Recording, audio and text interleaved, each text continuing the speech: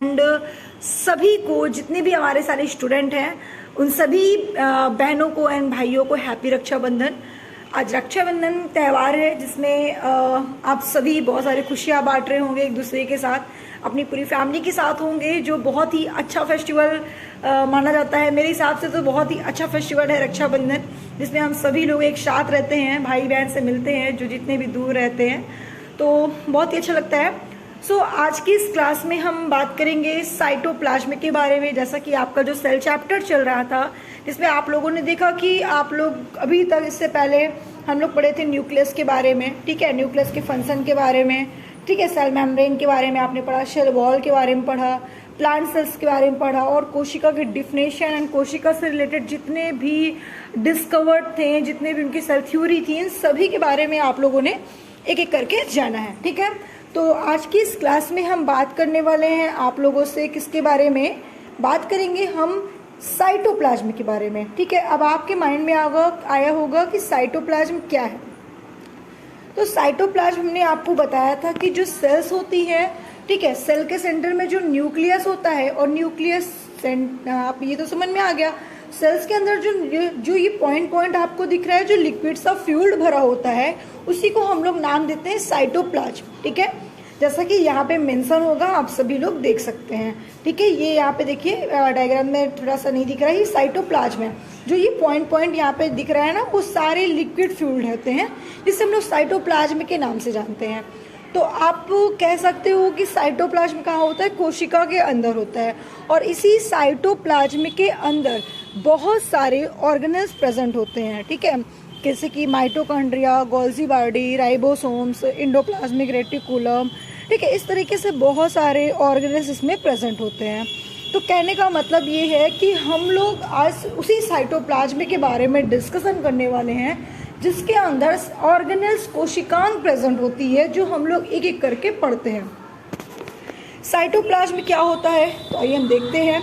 देखिए, ये साइटोप्लाज्म मैंने अलग सा आपको स्ट्रक्चर दिखाया, जैसे कि सेल है, सेल के अंदर जो ये पूरा पार्ट होता है साइटोप्लाज्म होता है, और इसी साइटोप्लाज्म से और न्यूक्लियस मतलब केंद्रक से मिलकर प्रोटोप्लाज्म बनता है, जिसको हिंदी में जीव द्रव्य के नाम से जाना जाता है, ठीक है। तो कहने का तात्पर्य ये है कि साइटोप्लाज्म और न्यूक्लियस मिलकर प्रोटोप्लाज्म का निर्माण करते हैं, और प्रोटोप्लाज्म कोशिका की एक आधारभूत, या आप कह सकते हैं कि जीवन की इकाई है, ठीक है, प्रोटोप्लाज्म, जो न्यूक्लियस और साइटोप्लाज्म से मिलकर बना होता है।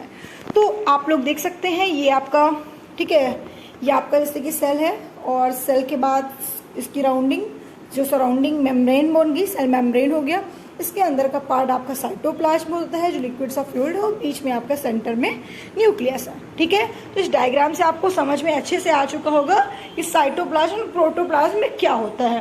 प्रोटोप्लाज्म क्या है, मैंने आपको बताया कि साइटोप्लाज्म और न्यूक्लियस मिलकर ही प्रोटोप्लाज्म बनाता है, ठीक है। तो साइटोप्लाज्म के जो आप लोग पॉइंट टू पॉइंट लिखेंगे या डिफिनेशन, और जो आपके क्वेश्चंस एग्जाम में पूछे जाते हैं, उसके बारे में हम लोग एक एक करके जानते हैं। The fluid content present inside the plasma inside the plasma membrane is known as the cytoplasm, ठीक है।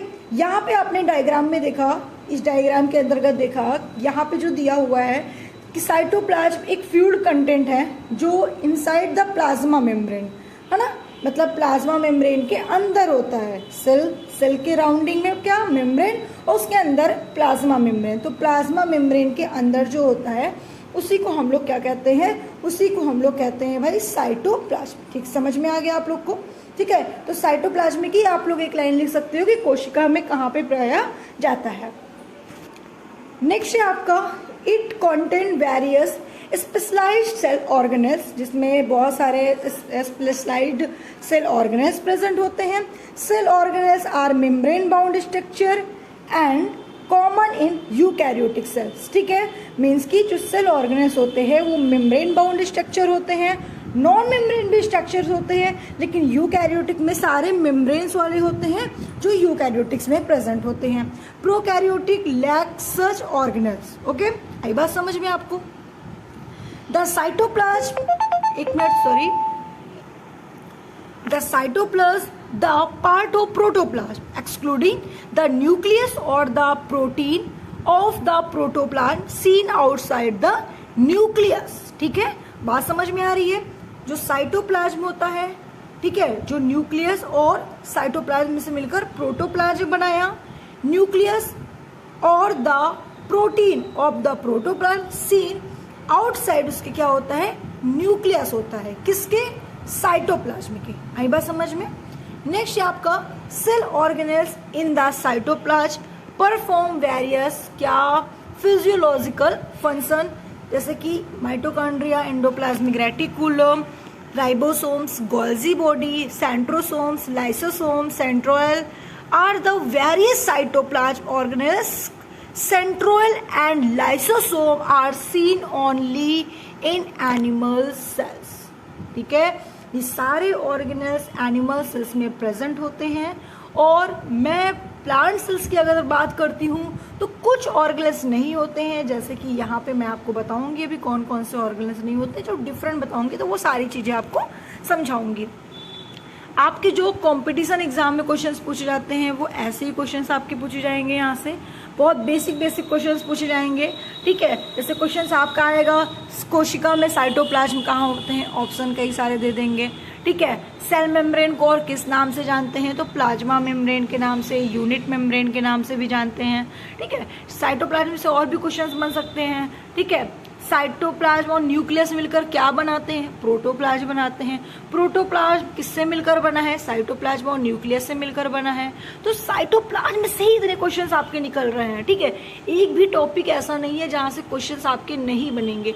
तो आपको कोशिका सेल को ऐसे निचोड़ लेना है कि कहीं से भी क्वेश्चंस आए आपका छूटना नहीं चाहिए। बिकॉज ये टॉपिक जो सेल्स है ना वो 90% एग्जाम में पूछे जाते हैं।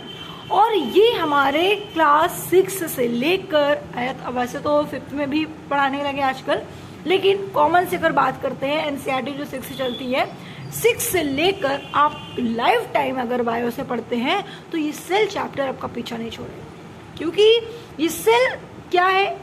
शेल हमारी बॉडी है, मीन्स सेल से ही हमारी बॉडी बनी है। तो भाई जब सेल से ही आपकी बॉडी बनी है तो कैसे पीछे छोड़ सकता है?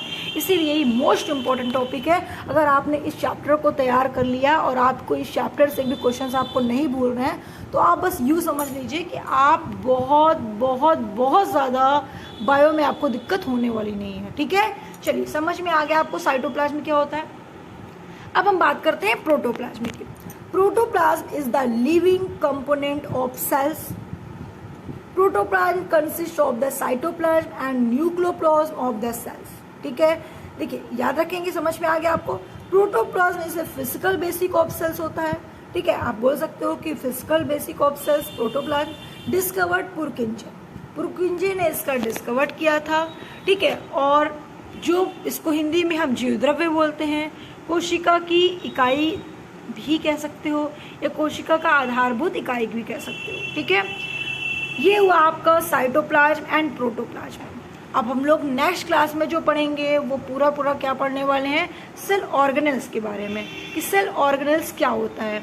तो नेक्स्ट क्लास के लिए हम यहाँ पे आपके लिए छोड़ रहे हैं, जिसमें हम लोग सेल ऑर्गेनेल्स के बारे में जानेंगे, सेल ऑर्गेनेल्स क्या होता है और सेल ऑर्गेनेल्स में कितने ऑर्गेनेल्स आपको पढ़ने हैं और कैसे क्वेश्चंस आपके एग्जाम में पूछे जाते हैं। तो आज के लिए क्लास को यहीं पे हम लोग समाप्त करते हैं। नेक्स्ट क्लास में हम लोग बात करेंगे सेल ऑर्गेनेल्स के बारे में और जानेंगे एक ऑर्गेनेल्स के बारे में। तो वीडियो अच्छी लगी तो वीडियो को लाइक करके, चैनल को सब्सक्राइब करके शेयर करना बिल्कुल मत भूलिएगा। और जो सबसे इम्पोर्टेंट आपके लिए पॉइंट यहाँ पे आता है कि आपने अभी तक चैनल को सब्सक्राइब नहीं किया तो सबसे पहले सब्सक्राइब कर दीजिए। फिर से आप सभी को मेरा रक्षाबंधन, जितने भी हमारे भाई बहन हैं उन्हीं को रक्षाबंधन ही सभी को रक्षाबंधन कहा जा रहा है। ठीक है, बोला जा रहा है हमारे पूरे त्रिशांत एकेडमी की तरफ से। सोच रहे हो मैम कौन सी लैंग्वेज में आ गई? हाँ ठीक है, चलिए मेरे प्यारे स्टूडेंट्स, सभी को त्रिशांत एकेडमी की पूरी टीम की तरफ से हैप्पी रक्षाबंधन। खूब एंजॉय करिए, जितना हो सके उतनी खुशियां बांटिए अपने भाई बहनों को। आज के लिए हम यहीं पे अपनी क्लास को समाप्त करते हैं, फिर मिलते हैं नेक्स्ट क्लास में नेक्स्ट वीडियो के साथ।